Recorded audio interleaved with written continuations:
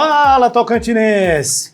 Eu sou Lorivaldo Aguiar, aqui do estúdio do Fala Tocantinense para o Tocantins, Brasil e o mundo.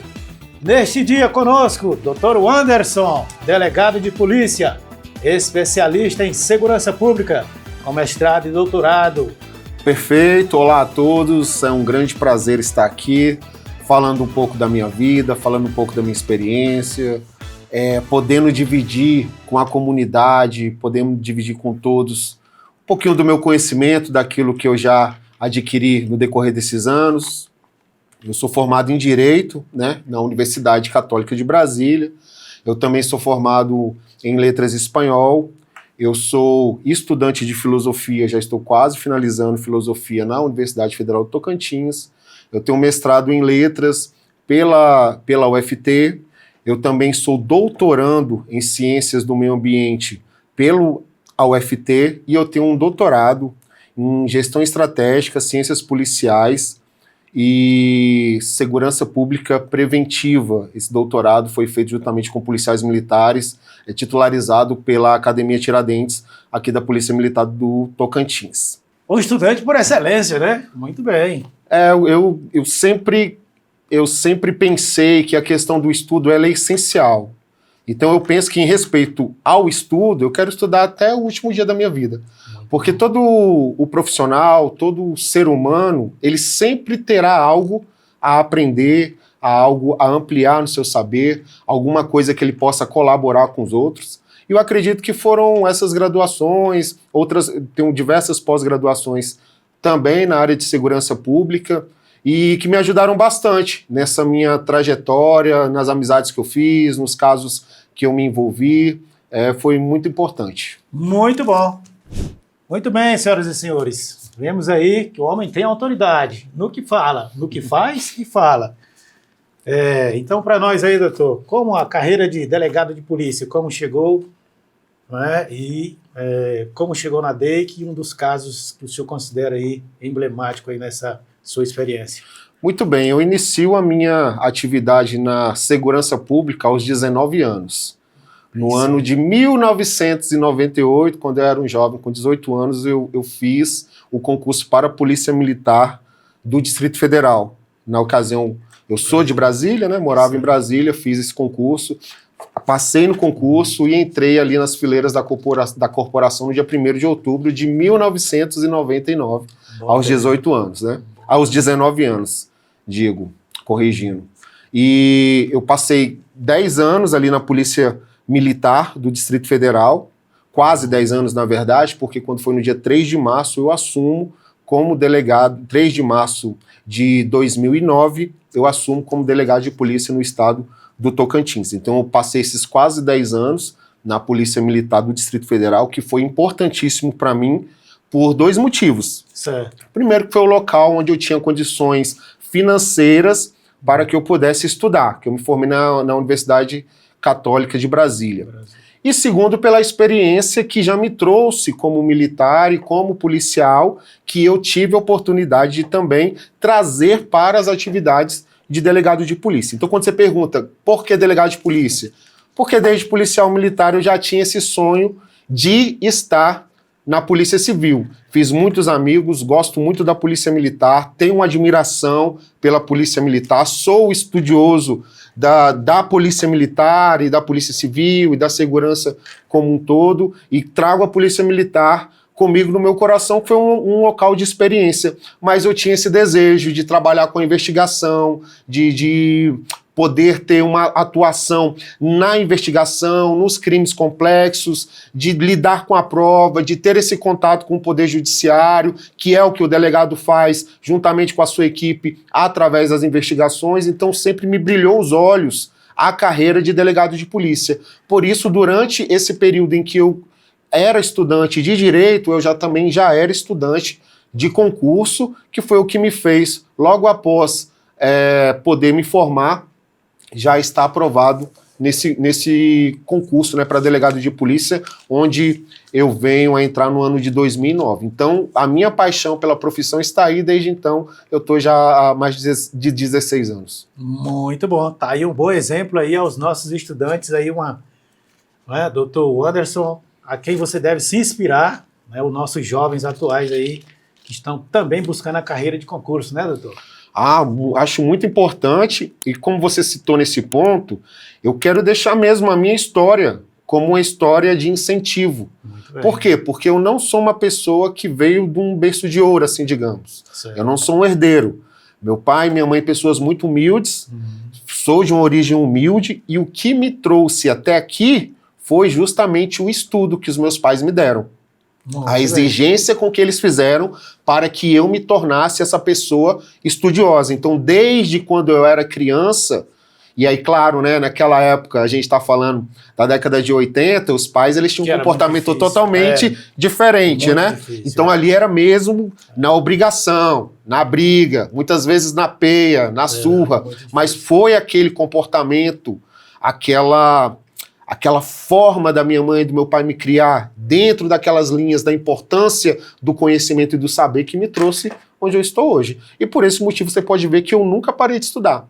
Mesmo estando aqui como delegado, eu fui fazer minhas pós, eu fui fazer o meu mestrado, o meu doutorado, agora nessa segunda linha de doutorado e sempre na linha da investigação, sempre na linha voltada para elementos policiais que podem me engrandecer na minha atividade. Muito bem, um sacrifício, né, um processo extenso, né, longo, mas que compensou e valeu a pena, né, doutor? Com certeza. Pois é, a DEIC é o meu xodó, né, a minha paixão. Muito visão bem. de repressão ao crime organizado, é uma delegacia da qual eu já estive no passado, depois eu saí da DEIC, passei um período fora ali da especializada, fui convidado a ser corregedor geral da segurança pública, local onde estive por mais de 3 anos, que também foi muito importante para mim. Longa experiência, né? Isso, uma grande experiência, fiz grandes amigos, aprendi demais da administração pública, de compreender os meandros da administração pública, de como ela funciona, como que a burocracia funciona e por que ela é necessária em alguns momentos e o que é falha em outros momentos que ela poderia ampliar mais. Então esses 3 anos, eles foram importantíssimos para o meu crescimento e também, eu não posso deixar de falar, da colaboração que eu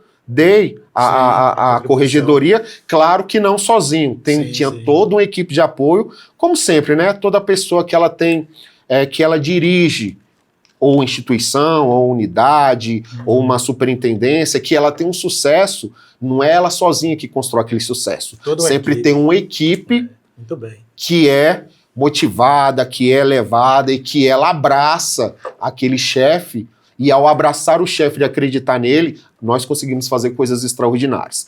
Então a DEIC, tô falando tudo isso para voltar à DEIC, né? Sim, sim. Porque eu estive lá, estive na corregedoria, depois eu retorno para a DEIC, eu voltei para a DEIC em fevereiro desse ano, e nós já temos trabalhado em grandes operações, trabalhamos com operação envolvendo exploração ilegal de jogos digitais, que é mais comum como os jogos do Tigrinho, já atuei nesse ano em extorsão mediante sequestro, casos de extorsão, outras situações complexas, casos de lavagem de dinheiro envolvendo tráfico de drogas, tráfico de armas. Então, assim, nós temos ali um rol de investigações bastante amplo. Interessante o senhor falar no jogo do Tigrinho, pegar, né, fazer essa pegada aí, porque, salvo engano, nos parece que é uma atividade, parece que pessoas se unem aí com o objetivo de ter lucro fácil, né, dinheiro fácil, e nisso parece que tem prejuízos para a sociedade, né? Para as comunidades, para as pessoas de modo geral. Lorival, vou lhe ser sincero de uma situação.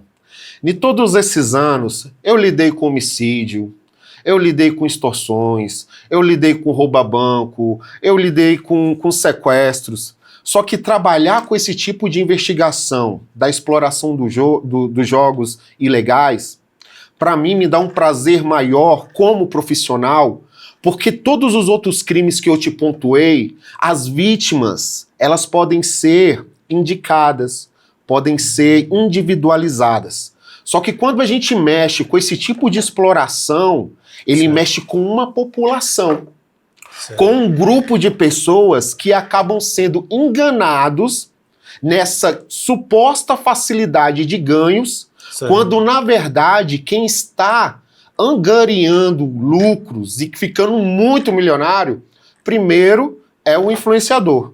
E segundo, é toda um arcabouço ali, toda uma rede de exploração que existe de plataformas de jogos, de plataformas de pagamento. Então, enquanto as pessoas estão sendo enganadas, entendeu? Enganadas, outros explorando esse desconhecimento, explorando esse sonho das pessoas, estão ficando muito ricos. Muito rico. Então, quando eu lidero essa equipe e essa equipe abraça esse tipo de investigação e a gente vai profundamente no patrimônio e começamos a individualizar e identificar outros criminosos também nessa mesma rede de influenciadores, é muito bom. Porque não é uma, nem duas, nem três pessoas que já se mataram por conta de dívidas no vício do jogo. E o que acontece, meu amigo?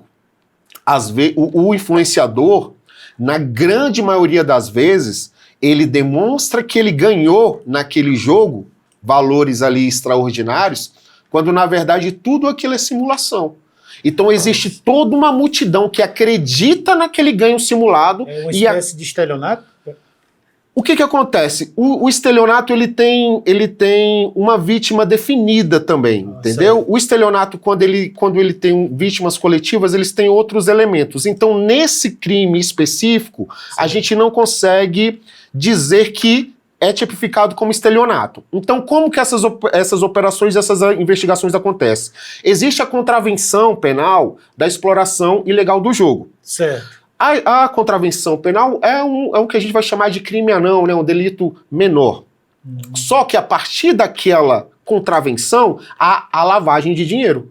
Porque o dinheiro ele entra de maneira ilegal e é necessário que ele tenha uma característica e ele retorne ao poder econômico de maneira lícita. Aí nós vamos ter a lavagem de dinheiro. Então inicia como uma contravenção penal, seja pela exploração ilegal do jogo eletrônico, seja pela loteria, que também é uma outra forma de explorar ilegalmente, entendeu? Uma outra contravenção, porque uma coisa é o jogo digital, ali, certo, virtual. Outra coisa é uma loteria. Quando se vende rifas, por exemplo. Aquelas rifas, existem toda uma normativa, várias normativas que autorizam. Por quê? Porque senão você vai estar falando que você está rifando um carro qualquer e o que garante que esse carro existe? Que a pessoa que ganhou é realmente quem você está falando. Então, quando você vê, o que é muito normal, não, compra essa rifa, a rifa de um carro, tá o influencer vendendo essa rifa R$1. É apenas R$1. Só que R$1 de 1,5 milhão de seguidores é R$1,5 milhão de reais. Então tem que ter uma regulamentação para que não haja a fraude. Entendeu? Certo. Então, quando há essas demonstrações de ganhos, tanto nos jogos quanto nas loterias, na grande maioria das vezes, na esmagadora maioria das vezes, são simulações. Só que a pessoa, ela acredita, e qual que é o grande problema hoje? Que muitos ainda dizem que aquilo seria uma forma de investimento. Rapaz. Quando os jogos nunca são investimento, é sempre uma forma de você jogar com a sorte. Vicia, né, doutor? Vicia. Outra questão que a gente precisa observar. Existe jogos regularizados no Brasil? Existem jogos. Nós temos uma legislação que ela vai regulamentar de maneira geral e uma série de portarias e normativas e decretos e etc. da parte do Ministério da Fazenda e do Ministério dos Esportes que vão normatizar essa atividade. Só que qual que é o grande problema? É quando a plataforma é do exterior. Então, plataformas do exterior não podem ser... o influenciador ele não pode trabalhar com plataformas do exterior, justamente porque não há nenhum tipo de controle. Entendeu? Então, quando a gente trabalha, quando há deflagração de uma operação envolvendo esse tipo de crime de lavagem de dinheiro, Por que que o juiz autoriza? Porque a investigação já demonstrou a irregularidade da exploração daquela plataforma de jogo. Certo. Por exemplo, no estado do Tocantins, parece que vocês trabalharam, a DEIC trabalhou na situação de uma moça que parece que era manicure, né, e de repente estava milionária.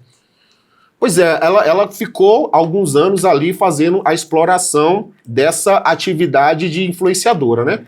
Eu não gostaria assim muito de falar especificamente desse caso, que é um caso que já está, que é um caso que já tem uma ação penal em trâmite, né? A parte policial, grande parte dela já foi feita, só que como eu falei para vocês, existe uma rede de pessoas que orbitam essa situação. Certo. Então, como há investigações ainda em andamento, eu prefiro não falar especificamente daquele caso, daquela investigação. Mas não há problema nenhum de eu te explicar como que funciona, que é o que eu tenho feito aqui, entendeu? Porque quando o senhor falou da questão da plataforma, alguma ação vinculada ao exterior, né?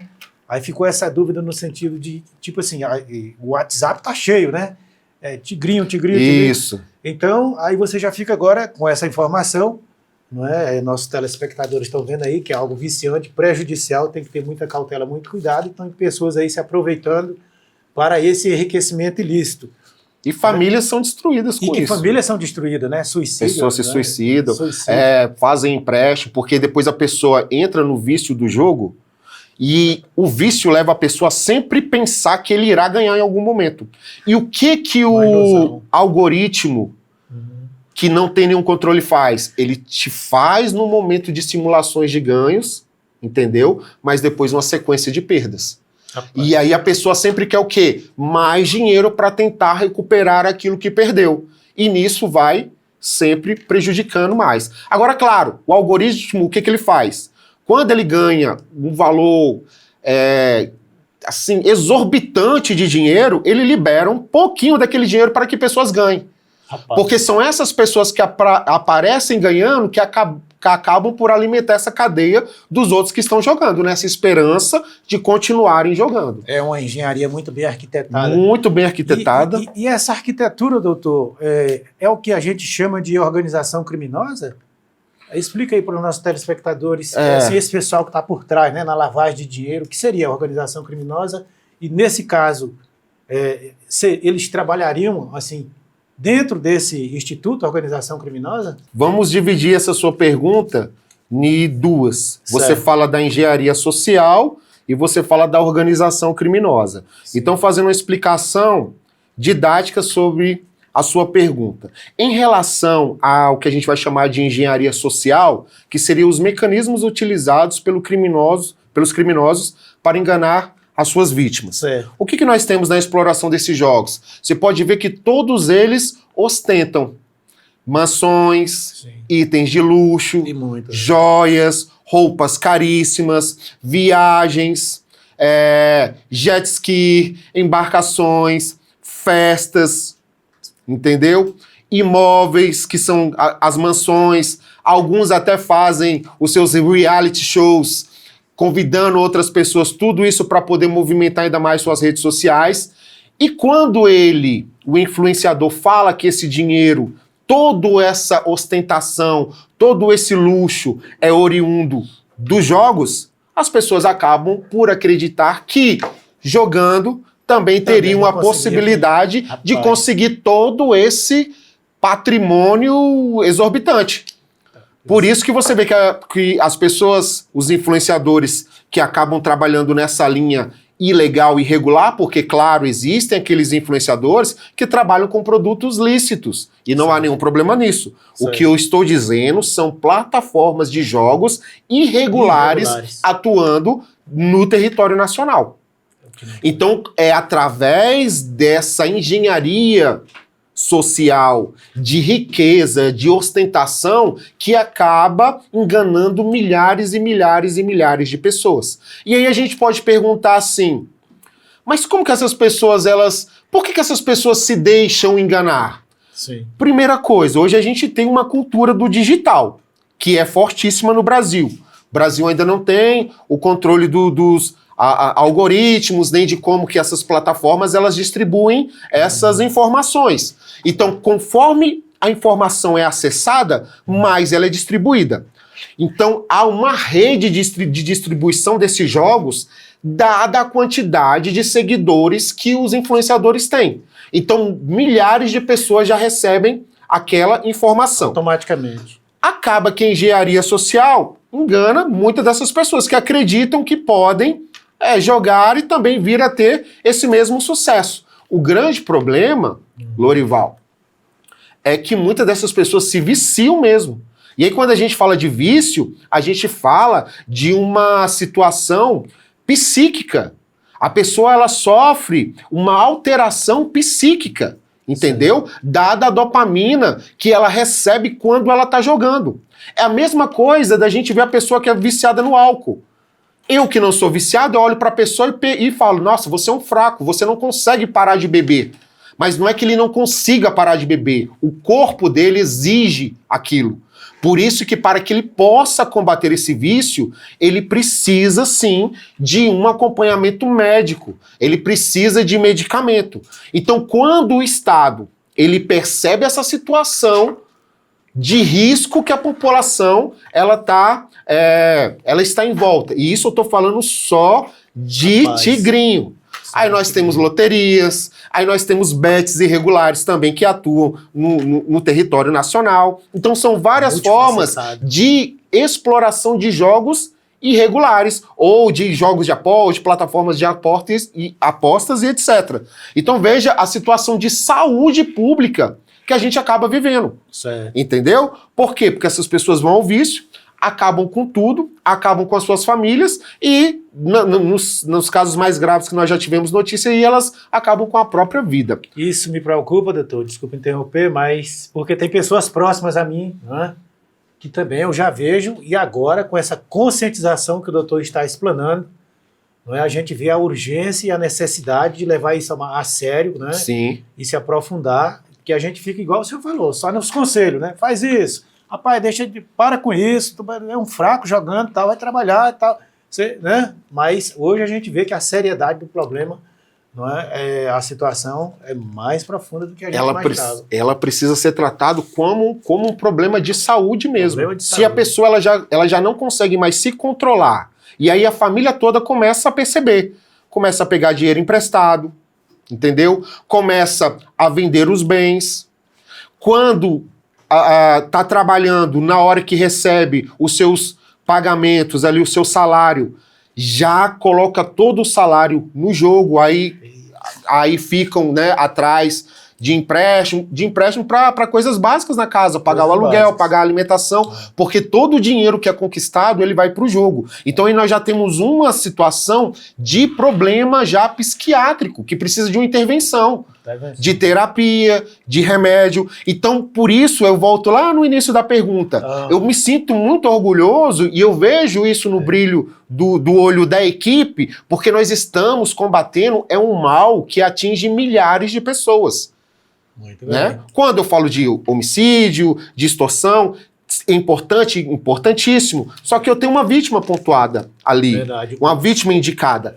Já esse tipo de exploração... O grupo social atingido é bem mais... Não, e outra coisa, ele não existe um território, não existe um território geográfico dessa exploração. É digital. É digital. O influenciador daqui, ele está influenciando pessoas do Rio Grande do Sul, de lá está influenciando aqui, ou seja, não existe fronteiras. Isso aí potencializa a atividade criminosa e os ganhos do criminoso de uma maneira, sim, extraordinária. Por isso a necessidade da regulação, né? Não, aí já existe uma regulação. E qual que é a importância da regulação? Com a regulação, o Estado consegue saber se aquela plataforma de fato existe ganhos, se as pessoas que estão jogando é possível verificar se há uma porcentagem de pessoas que está ganhando, entendeu?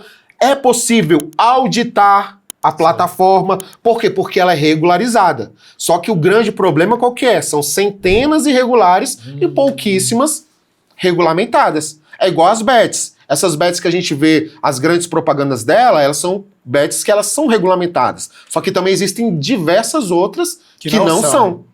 Que muitas das vezes a plataforma está no exterior, manipulando jogos e etc. Isso aí é um outro assunto que eu tive a oportunidade de fazer. Um novo episódio, viu, Luan? É um novo episódio. Que eu tive a oportunidade de fazer um curso no Ministério do Esporte, juntamente com equipes também do Ministério da Fazenda, porque os dois são afetos a essas questões, né? Um por conta da exploração e outro por conta da questão financeira que envolve.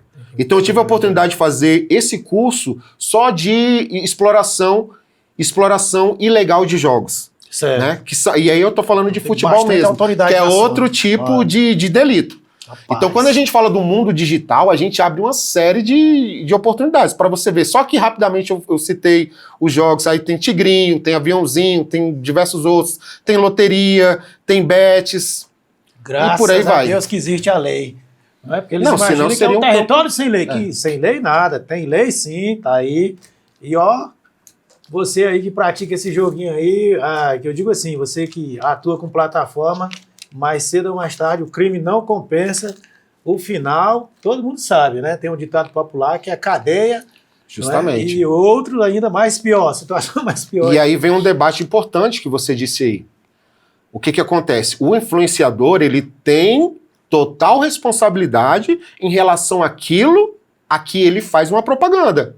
Então ele não pode, sob a alegação de inocência, falar que não sabia que aquela plataforma seria irregular para que ele fizesse a exploração. Ele tem a obrigação de exigir daquele que lhe contratará saber se aquela plataforma está regularizada ou não.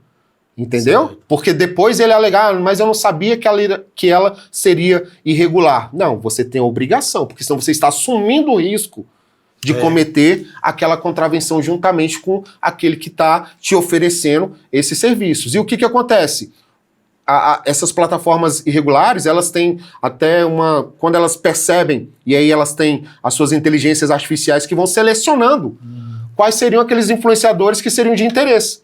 Então eles começam a seduzir esses influencers. Você não tem interesse de publicizar, de fazer a propaganda desse link? Te pago tanto, e por aí vai só crescendo. Só que se não for regular a plataforma, a exploração é ilegal. E aí eu vou te pedir só um tempinho em relação a isso daí, porque foi muito bacana também o trabalho feito na minha coordenação junto com a equipe, com esses outros parceiros, Ministério Público, Polícia Científica, né? Enfim, a Polícia Civil como um todo, Poder Judiciário, porque nessa investigação envolvendo essa influenciadora de Araguaína, ocorreram diversas ações de habeas corpus e etc., para que ela fosse colocada em liberdade.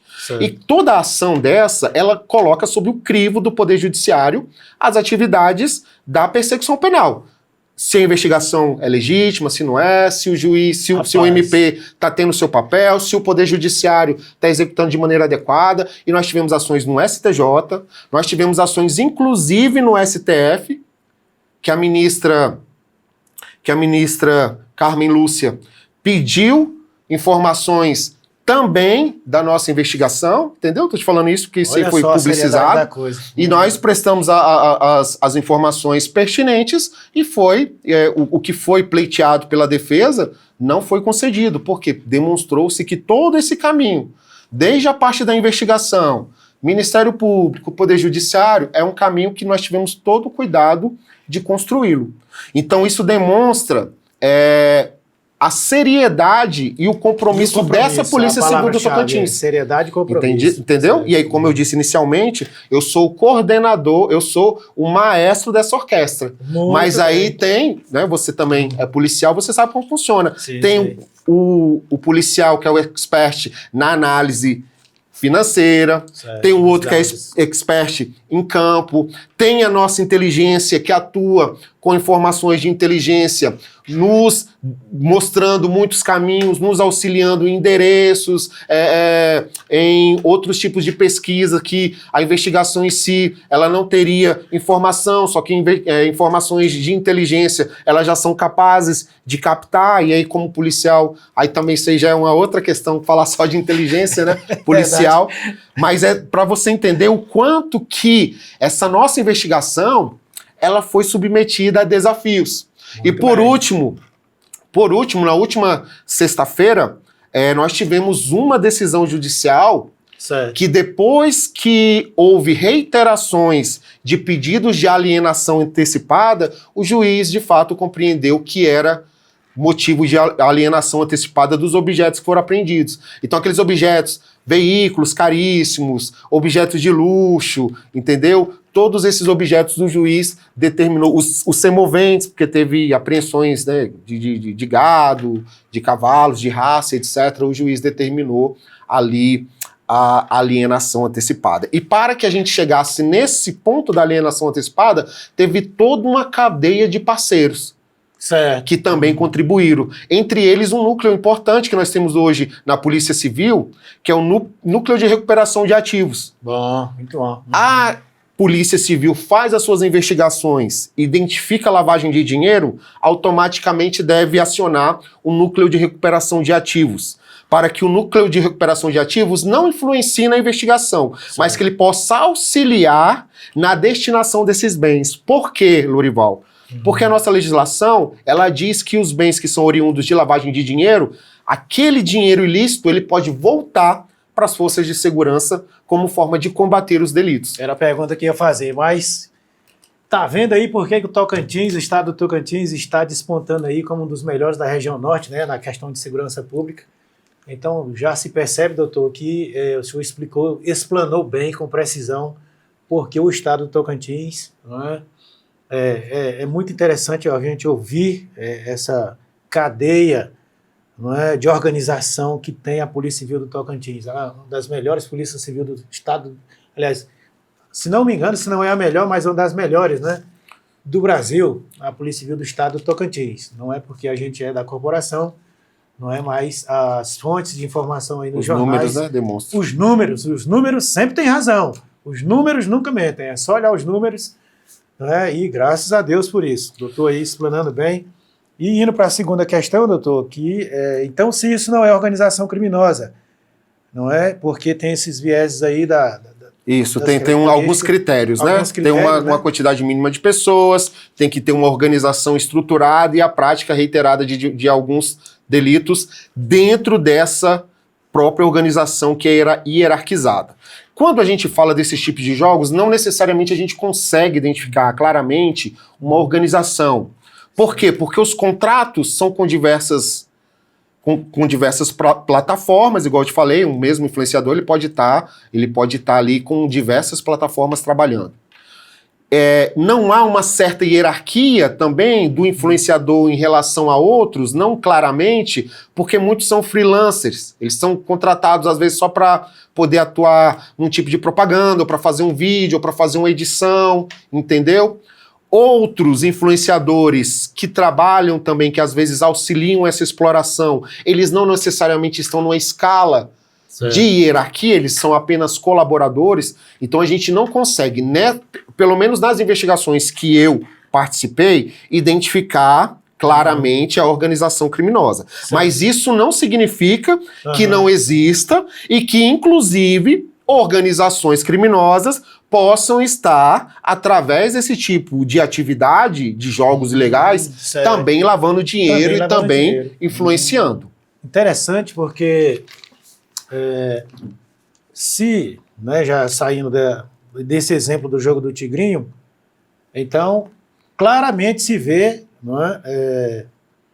Claramente se vê que a DEIC tem feito um bom trabalho, né, em relação a outros tipos de criminosos, né, e dentro desse contexto a gente inclui facções, né, a gente inclui aí, não sei se é o caso do estado de Tocantins, o doutor vai saber melhor, questão do novo cangaço, né, questões parecidas como essa. Esses sim são organizações criminosas, e o Tocantins, como é que ele está nesse sentido? Né, tem combatido, tem... Excelente pergunta essa, que a gente tem a oportunidade de esclarecer esses conceitos, né? As organizações criminosas, como diz, ela tem que ter essa quantidade mínima de pessoas, tem que ter uma organização hierarquizada, tem que ter um comando, tem que ter as pessoas que executam, e tem uma série de crimes que são executados dentro desse domínio, dessa coordenação criminosa. Sim. Quando a gente fala de facção, é justamente isso que nós temos. São criminosos que se unem dentro de uma lógica hierarquizada E aí nós temos diversas facções que têm os líderes, as lideranças nacionais, locais, de bairro. Então você vê uma hierarquia. Quando a gente quer ver um exemplo que demonstra claramente essa hierarquia, quando a gente ouve falar de tribunal do crime. O que é o tribunal do crime? Significa que um criminoso faccionado não tem o direito de executar ou de disciplinar um terceiro. O que a disciplina da organização determina? De que ele submeta aquele problema que ele tem com um terceiro à disciplina da organização para que ela decida. Ela que vai definir. Isso deixa muito claro que há uma organização paralela a um Estado de direito, entendeu? Vou citar um exemplo para ficar mais claro. A pessoa, vamos pensar ali um aviãozinho da droga que perdeu 10 mil reais numa abordagem da polícia, foi preso, etc. Só que a dívida com a organização continua. Continua. Uhum. Vamos imaginar que ele perdeu essa quantidade de drogas por um vacilo dele numa festa. Certo. Sendo que a facção exigiria que ele tivesse na atividade de traficância. Então, o que o traficante fala? Assim, não, você está devendo e você vai ser submetido a uma disciplina. Aí leva aquela questão ao chamado Tribunal do Crime. Aí eles que decidem. Isso é legal? Totalmente ilegal e irregular. É só um exemplo para demonstrar o que é uma organização criminosa estruturada. Quanto que eles são. Outro exemplo que a gente vê nas grandes organizações. Você tem como se fosse departamentos. Tem o departamento do financeiro, tem um departamento que só vai lidar com criptomoedas, tem um departamento que vai lidar com a lavagem de dinheiro através de empresas, e aí são diversos tipos de empresas, e por aí vai. Tem o departamento que vai fazer o cadastro e o controle de todos aqueles soldados ali dentro da organização, e isso tudo ao quê? Paralelamente ao Estado, marginal ao Estado. Então, quando a gente fala de facção, as facções são justamente as organizações criminosas. Quando a gente fala de milícias, milícias também são outros tipos de organizações criminosas. Só muda a forma como eles se organizam, mas que estão dentro do conceito e da roupagem penal típica da organização criminosa, a gente pode dizer que sim. Rapaz, o senhor falando aí, eu lembrei, tá até descrevendo a multinacional. É uma multinacional do crime.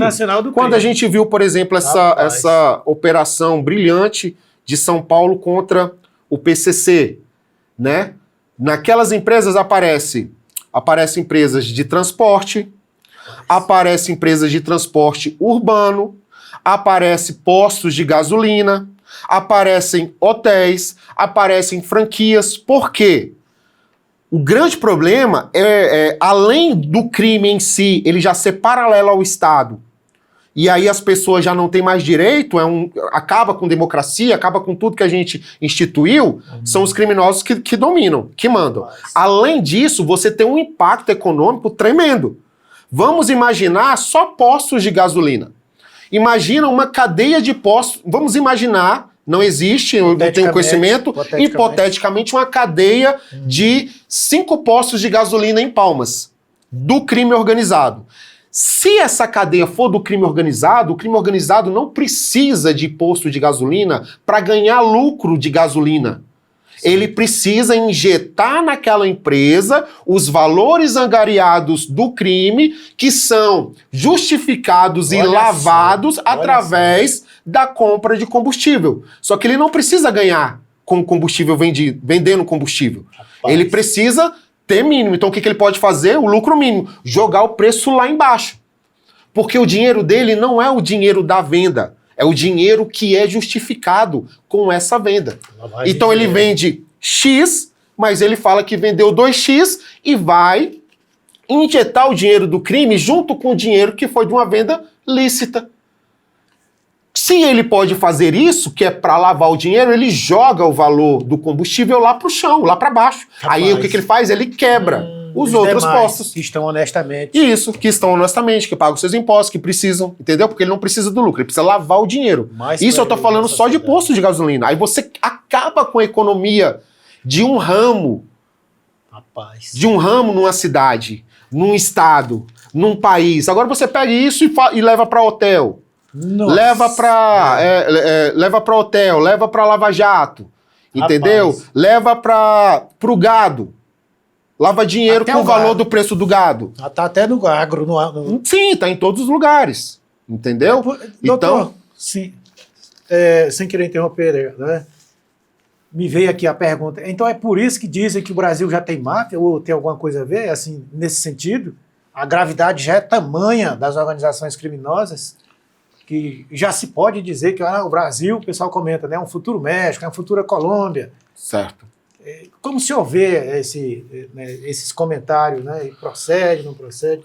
Muito pertinente a sua pergunta, Lorival, porque sim, um grande debate que tem hoje, né, é porque a gente tem o chamado projeto antimáfia, que está tramitando, é um projeto interessante, ele amplia a capacidade investigativa, pelo menos aquele projeto que já passou na Câmara, agora ele está no Senado, né, vai ser submetido à aprovação do Senado brevemente, é um projeto importantíssimo, até sugiro depois da aprovação a gente pode falar só dele, porque ele amplia sobremaneira o combate às organizações criminosas. Certo. Só que um grande problema que eu vejo é quando a gente fica nesse debate se é máfia, se é organização criminosa, se é grupo terrorista, entendeu? Sendo que, na verdade, a gente precisava o quê?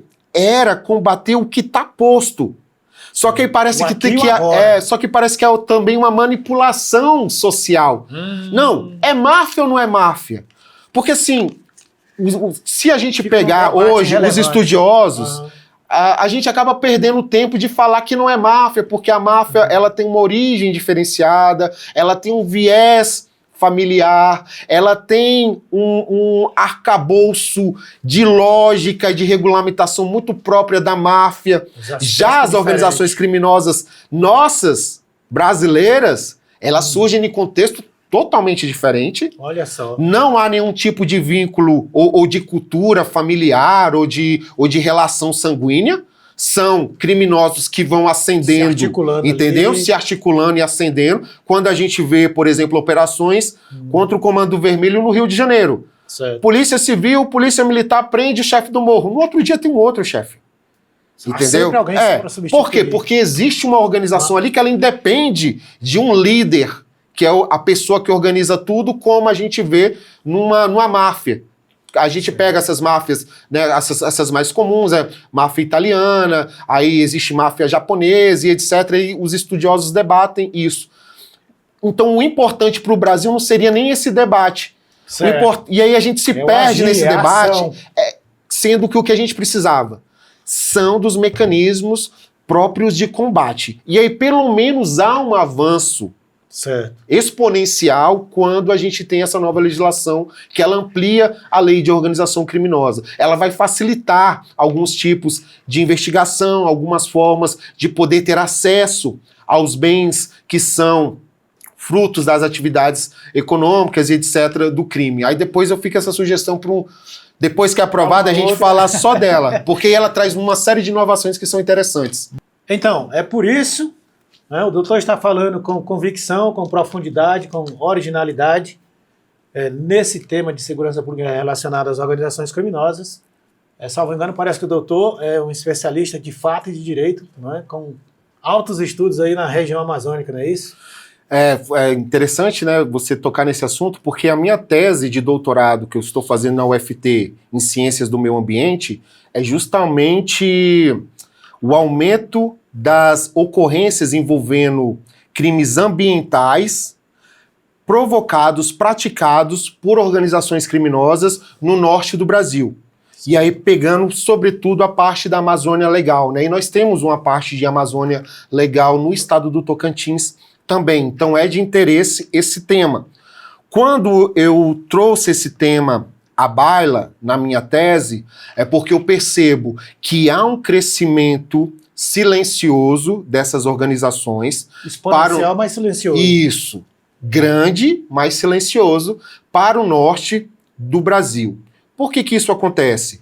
Conforme o crime começa a ser combatido de maneira mais incisiva e mais forte no Sudeste, que é onde eles se originaram, Também no Nordeste, num segundo momento, essas organizações elas começam a surgir no Nordeste e começam a ter força.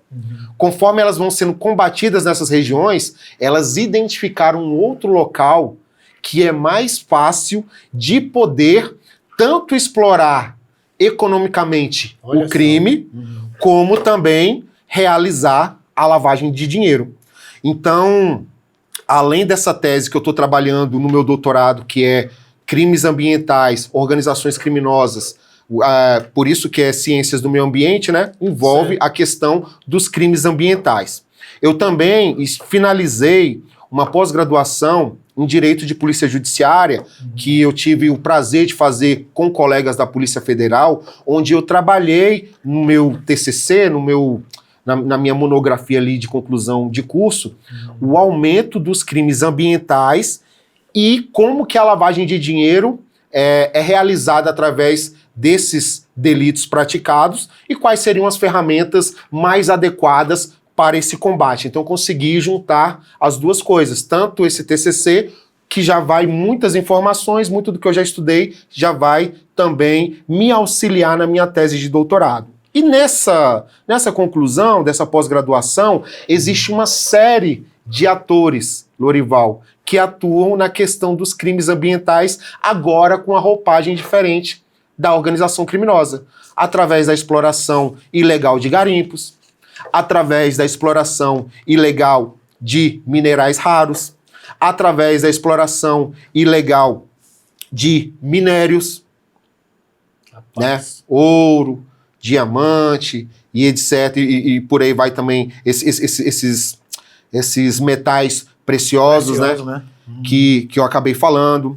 Aí nós também temos a exploração da rede de sustentação, a exploração que envolve o garimpo e as madeireiras ilegais. Isso existe? Existe.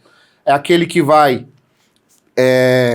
financiar e possibilitar que você tenha os tratores, o maquinário, que você tenha as ferramentas. Aí nisso nós temos aquelas pessoas que exploram até em situação semelhante à escravidão os outros seres humanos, porque a partir do momento que uma organização criminosa domina um ambiente, um território, quem ele leva para lá fica submetido às suas regras.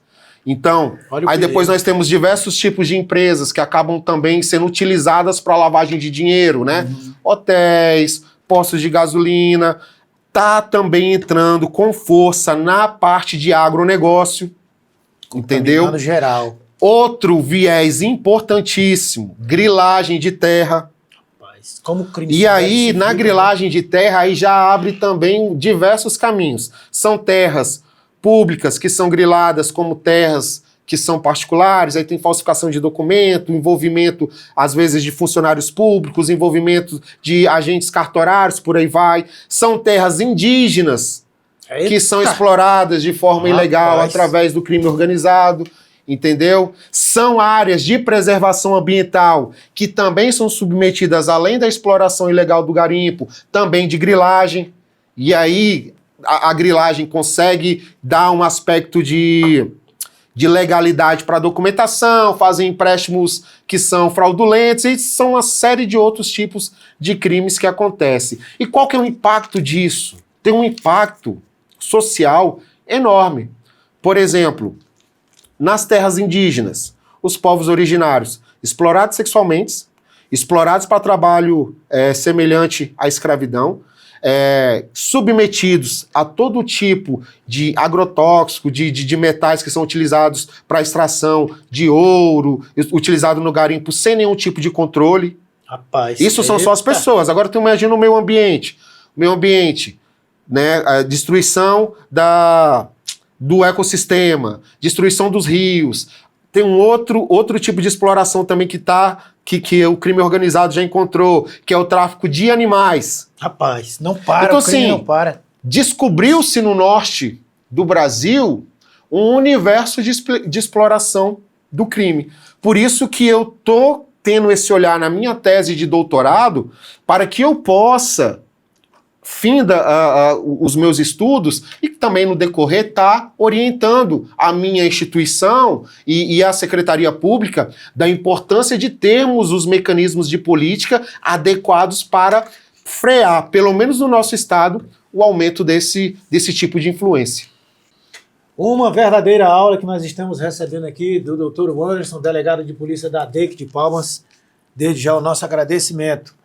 E eu lembro que o senhor falou aí também, pontuou um pouquinho, né, falando de organizações criminosas, o senhor falou sobre terrorismo. Eu me lembro que no Rio de Janeiro, parece que 2016, que teve as Olimpíadas, né? Certo. Fizeram um forte aparato, não é, de segurança, e eu já fiquei me perguntando, será que existe terrorismo no Brasil ou é só porque não é para prevenir ou para prevenção? Não é? E se existe terrorismo, qual seria a prevenção? Não é a forma de prevenção contra isso no Brasil? Já se fala muito aí, não é? Há discussões, parece, salvo engano, no Congresso, né? Nos meios de comunicações aí já se fala muito nessas questões, não é? De terrorismo no Brasil. Existe mesmo de fato, não é? Se existe, tem prevenção. Aliás, se existe ou não existe, mas há caminhos, há prevenção para isso. Muito bom a sua pergunta, porque ela traz a oportunidade da gente debater alguns aspectos em relação a ela, né? Primeiro, você fala das Olimpíadas. Por que teve todo aquele aparato, sendo que nós não temos, em tese, aí, notícia de atividade terrorista no Brasil, né? Não temos grupos terroristas brasileiros, assim, diga-se de passagem. Outra questão é porque o debate sobre tornar as organizações criminosas em organizações terroristas é um debate que também ele veio à tona nos últimos dias, muito importante, né? Então vamos tratar das duas questões. A primeira, por que as Olimpíadas exigiu esse tipo de aparato? Porque muito embora no Brasil não há grupos terroristas em atividade, certo, no sentido de que querem atuar como terroristas.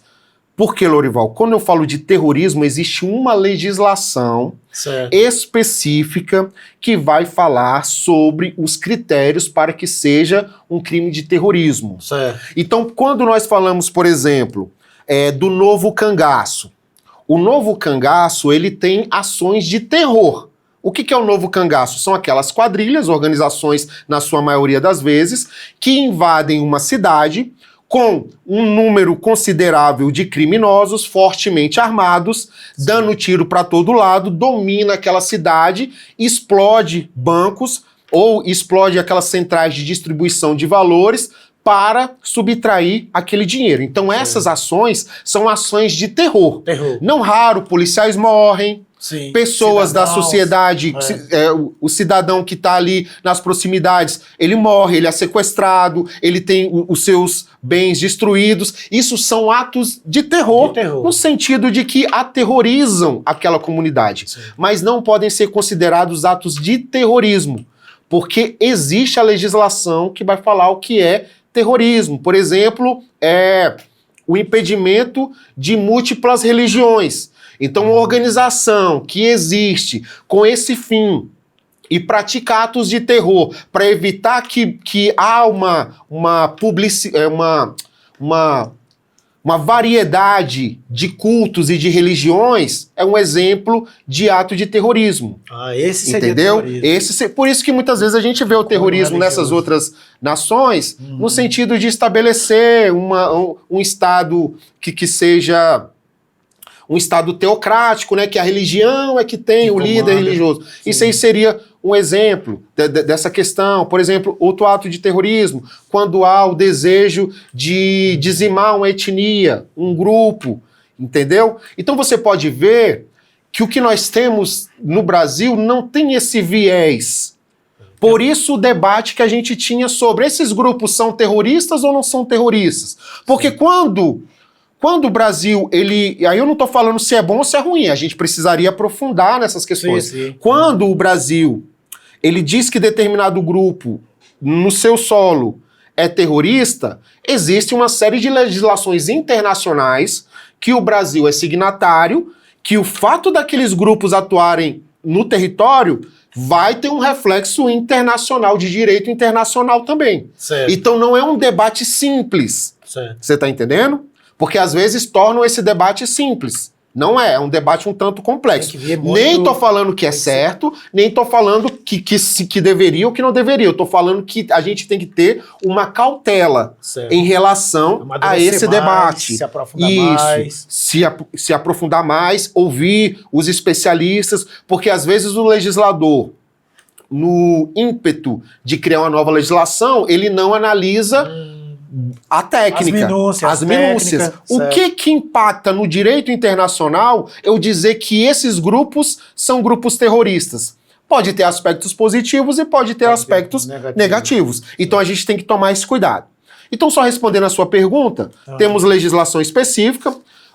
A entidade policial responsável por essas investigações é a Polícia Federal, tá certo? Por força da própria legislação. E tem aspectos que são específicos. Certo. Por que então que as Olimpíadas precisou de todo esse cuidado? Porque muitos dos países que aqui estavam, eles têm grupos terroristas atuando no seu território e em território internacional com esses interesses, ou de dizimar etnias, ou de estabelecer um Estado teocrático, entendeu? Então, muito embora nós não temos grupos terroristas, e aí quando eu falo assim, grupos terroristas nacionais atuando, porque nós temos informações do quê? De organizações criminosas fazendo negócios com organizações terroristas. Terrorista, rapaz. Então, a quem compete essa investigação e esse tipo de inteligência, a Polícia Federal precisa estar o tempo todo monitorando isso.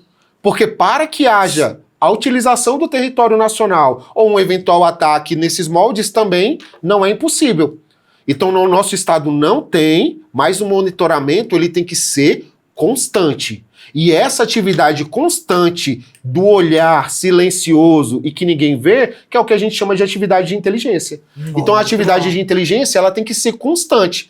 Uma vez que há, e aí eu estou falando isso porque já tem na imprensa, documentos demonstrando que organizações criminosas, nossa, fazendo negócios com organizações terroristas. Isso aí é de grande interesse do Brasil.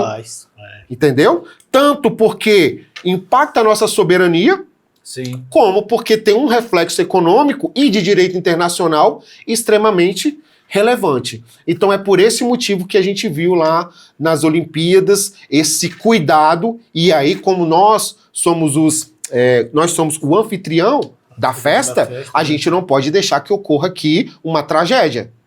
Né? Como já aconteceu em Olimpíadas e etc. e tal, nós precisamos ter esse cuidado. E é bom porque ficou de modelo, né? Para que o Brasil, tipo assim, foi tipo uma capacitação, né? Sim, e aí tem contatos, né, com todas essas outras unidades policiais e de inteligência que fazem esse... Que acabam ajudando, dando cursos, informações, enfim, é muito importante esse tipo de atuação. O crime não para, mas a polícia também não dorme, estão vendo aí? Sempre se antecipando aos crimes aí, já fazendo a prevenção. Muito bom, doutor. E agora sim, caminhando para o final, o seu conselho aí, chegando no final de ano, é comum as pessoas viajarem, deixem suas casas aí trancadas, acreditando que não vai ter nada de nenhum imprevisto, furtos, roubos. Que conselho o doutor daria aí para o cidadão que vai viajar? Que cuidados, que pelo menos aqueles mais indicados, para que ele não seja vítima aí dos ladrões, dos assaltantes, muito bom. Daqueles... Lorival, excelente pergunta, e eu vou até ampliar um pouco a minha resposta em relação ao cerne da sua pergunta, ao centro dela. Eu queria falar um pouquinho também de golpes virtuais. Golpes virtuais. Que eu acho que também acabam impactando nessa questão da segurança da sociedade. Como tem, viu, doutor? Verdade. Muitos. E aí, as pessoas precisam ter um certo cuidado.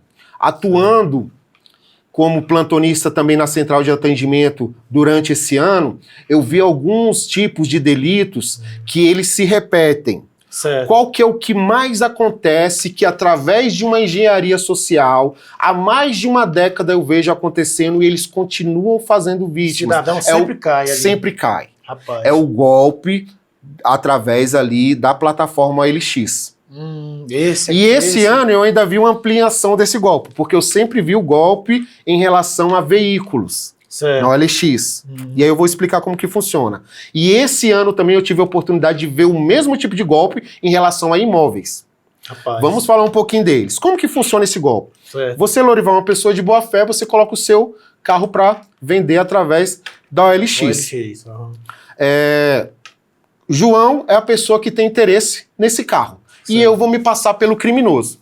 Através de uma engenharia social, eu vejo o seu veículo, tá certo? Certo. Seu veículo, vamos dizer que você está vendendo um veículo que vale 50 mil reais. O valor de mercado dele é 50 mil reais. Sim. Eu ligo para você e falo assim, Lorival, é o seguinte, gostei do seu carro, cara. Seu carro, ó, me agrada, entendeu? Tô com o dinheiro aqui engatilhado. Faz a gentileza para mim, tira até o anúncio dele, porque é certeza, meu amigo, eu tô vendendo um gado, tô vendendo um negócio, tô com dinheiro emprestado que vão me pagar, é certeza, me dá daqui para amanhã, eu te garanto que eu te pago.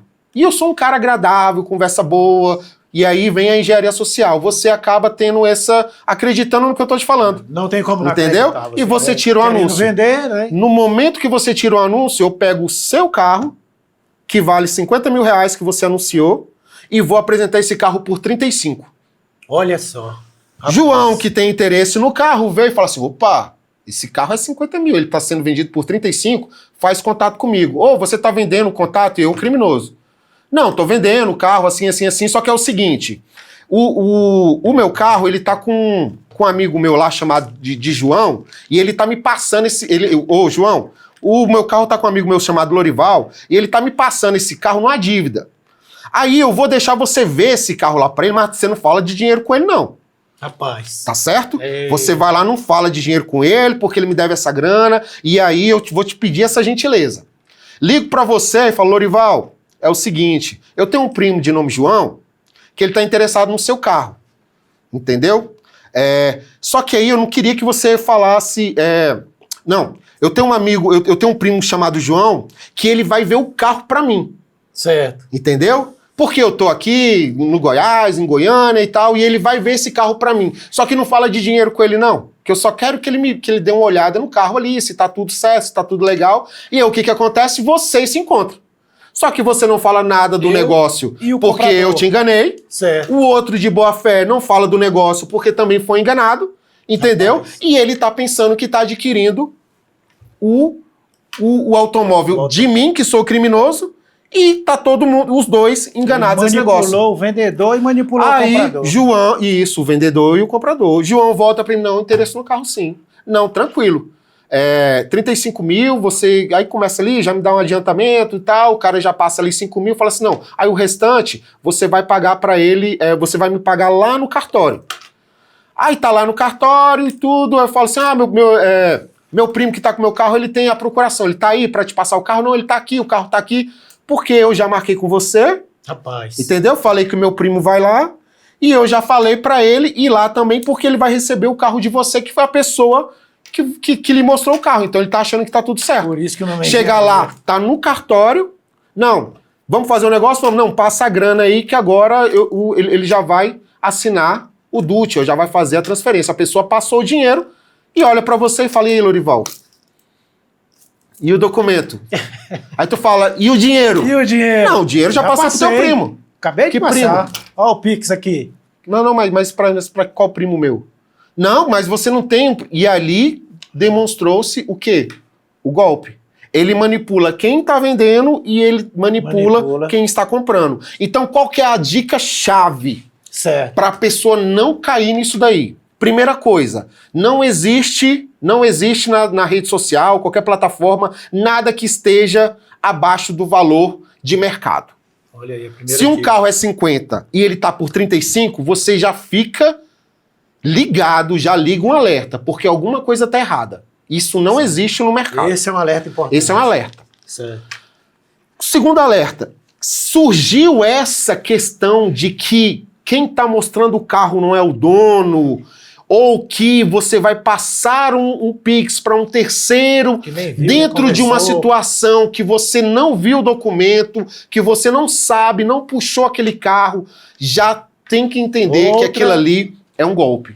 Certo. Entendeu? Então, se eventualmente alguém iniciou essa tratativa nesse sentido, o que eu sugiro? Na hora que estiver vendo o carro, quebra o golpe. Fala, ó, é o seguinte, Lorival, eu vi esse carro aqui, só que foi um terceiro que mandou vir ver o carro, e o carro é 35 mil, é isso mesmo? Aí ali você já fala assim, não, negativo.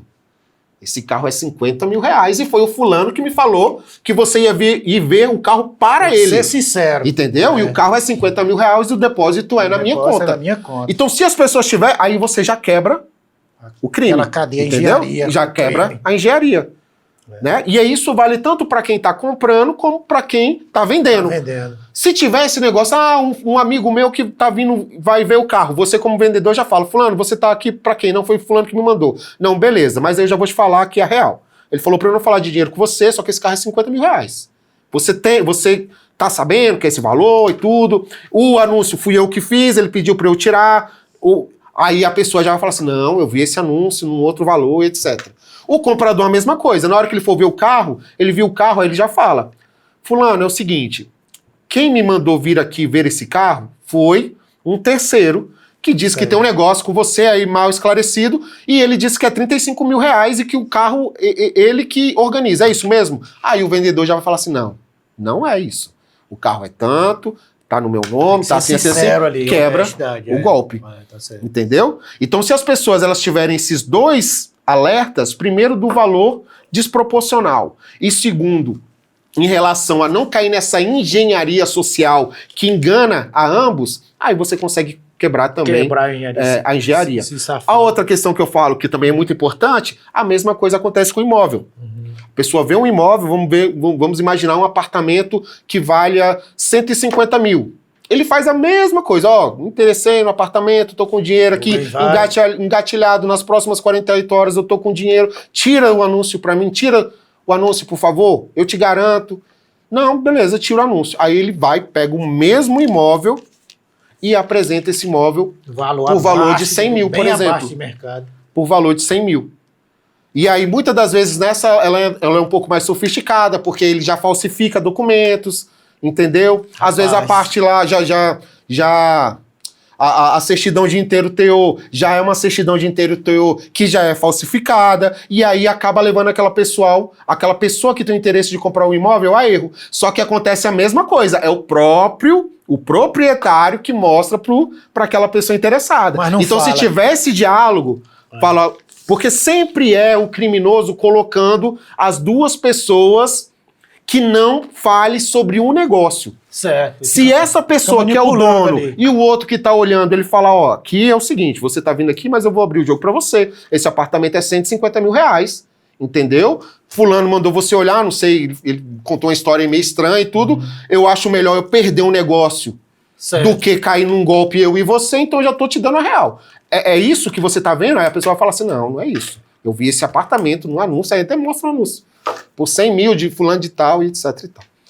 Pela primeira vez, senhoras e senhores, em letras garrafais, não caia mais nesse golpe, Dr. Anderson explicou, agora sim, pela primeira vez nós temos, não é assim, uma dica, não é que vale ouro para que você não caia mais nesse golpe. Então veja e reveja essa fala do Dr. Anderson, que pela primeira vez nós estamos vendo aqui em letras garrafais, falando bem claro e alto e bom som, como se dá essa engenharia desse crime, não caia mais nesse golpe. Posso falar de outros? Sim. À vontade. Outro então. Muito comum também, que é o que a gente chama de phishing, né? Em inglês é a pescaria. O que é essa pescaria? O criminoso, através de uma engenharia social também, ele encaminha no WhatsApp da pessoa, da vítima, ou através de uma mensagem de texto mesmo, um link que, na verdade, vai te dar acesso a um mecanismo de informática que permite o acesso àquele aparelho. Olha só. Como que isso acontece? Eu já vi várias vezes. Você ganhou um prêmio de R$1.500. Acesse esse link para que você saiba dos detalhes. Ou então, uma grande loja, a loja X, está identificou um presente para você, vem aproveitar o final do ano, o Natal, clique para saber qual que é o seu prêmio e onde resgatá-lo. Rapaz, se as pessoas Entendeu? caem. E aí as pessoas sempre caem. Então como que a gente não cai nesse golpe? Nunca ninguém vai dar nada de graça para ninguém através do WhatsApp. Isso é verdade. Nunca haverá nenhum valor disponibilizado através de acesso de mensagem de WhatsApp. E a pessoa Então, na hora que a pessoa vê, ela já tem que bloquear aquele contato e jamais fazer acesso a nenhum tipo de link. Outro tipo de golpe muito comum através de engenharia social, ligar-se passando por funcionário de banco. Certo. Entendeu? Passa por funcionário de banco. Aí o que acontece? Os criminosos, eles compram aí na chamada Dark Web dados das pessoas. Então, esses dados eles são divulgados de maneira fraudulenta, criminosa, entendeu? Outros criminosos se aproveitam desses dados. E o que tem esses dados? A sua conta bancária, quanto que você ganha por mês, o seu telefone, o nome do seu pai, o nome da sua mãe, os seus últimos endereços dos 5 últimos anos, tem tudo lá. Então, quando a pessoa liga, o criminoso liga para a vítima, que ele começa a passar, você é o correntista da conta assim. Ah, o senhor recebe trabalho em tal lugar? Sim. O senhor recebe tanto? O que isso cria? É uma engenharia social de confiança. Sim. Porque a vítima pensa assim, não é possível que o criminoso saiba tudo da minha vida. Tanta informação da minha vida. Mas é porque ele compra essas informações em outras plataformas também criminosas de Dark Web. Aí ele acaba enganando a pessoa. Então, sempre quando houver um contato, entendeu? Um contato de alguém se passando por banco, jamais entregar senhas. Os bancos, o atendente, ele nunca vai te pedir a senha. Certo. Não, então me forneça a senha. O atendente jamais vai pedir uma chamada de vídeo. Olha só. Sabe o que eles fazem através dessas chamadas de vídeo? Eles conseguem captar, através de uma engenharia social, ali engana a pessoa, não precisamos fazer uma chamada de vídeo para confirmar a sua identidade. Aí ali eles conseguem fazer mecanismos de identificação para abrir outras contas ou para utilizar aquela identificação para outros fins. Então jamais atendentes de banco vão realizar chamadas de vídeo. Sabe, Lorival, outra coisa que acontece demais, que é bom a gente orientar as pessoas? Uhum. Sabe aquelas chamadas que você atende e não fala nada? Rapaz, essa aí então já caí muitas vezes. Sabe o que acontece? Não raro, aquelas chamadas são para captar a sua voz. Porque através da captação da sua voz, cria-se outros tipos através de outras inteligências artificiais, consegue imitar a sua voz em vários locais. Então, por exemplo, captou a sua voz, liga para o seu pai, para fazer um Pix, para um outro tipo de golpe. Então o que é correto? Ligou, se você atendeu, não diga nada. Tem que aguardar isso. Aguarda, né? Eu já não atendo nenhum tipo de chamada que não seja identificada. É a primeira coisa que eu já falo para a pessoa. Mas se a pessoa eventualmente atender, espera alguém falar alguma coisa. Entendeu? E comece a ver como que é, porque o que acontece? Também não é só esperar, porque às vezes está uma inteligência artificial conversando para que a pessoa vá falando informações ali para na mesma medida ela ir podendo captar a sua voz. Então a gente tem que tomar muito cuidado com esse tipo de coisa. Então em relação a esses phishings, jamais entrar em nenhum tipo de link, jamais fazer chamadas de vídeo, jamais falar senhas. Não existe falar para o atendente senha. Certo. Pode ser até um mecanismo de segurança do banco, mas eles vão criar um outro artifício. Vá a uma agência, vá ao caixa eletrônico e confirme essa transação, entendeu? Para que a pessoa não caia nesse tipo de golpe. Outra modalidade muito comum que faz milhares de vítimas é o phishing através do e-mail. Rapaz. Entendeu?